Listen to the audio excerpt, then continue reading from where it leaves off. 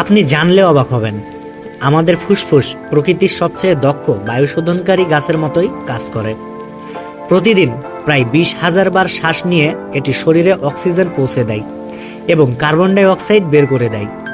ঠিক যেভাবে একটি গাছ পরিবেশ থেকে কার্বন ডাই অক্সাইড শোষণ করে অক্সিজেন ত্যাগ করে। আরও অবাক করা ব্যাপার হলো, ফুসফুসের ভিতরে থাকা অসংখ্য ক্ষুদ্র বায়ুথলি বা অ্যালভিওলাই এতটাই বিস্তৃত যে তাদের মোট পৃষ্ঠতলের ক্ষেত্রফল এটি টেনিস কোর্টের সমান। এই বিশাল ক্ষেত্রফলই রক্তের সাথে অক্সিজেনের কার্যকরী বিনিময় সম্ভব করে তোলে। কিন্তু যখন দূষিত বাতাস এই সূক্ষ্ম অঙ্গগুলোর ক্ষতি করে, তখন আমাদের শ্বাস প্রশ্বাসের দক্ষতা কমে যায়, শরীর ক্লান্ত লাগে এবং মনোযোগে বিঘ্ন ঘটে। তাই পরিষ্কার বাতাসে শ্বাস নেওয়া মানে আপনার ভেতরের এই মানব গাছটিকে সতেজ ও সক্রিয় রাখা।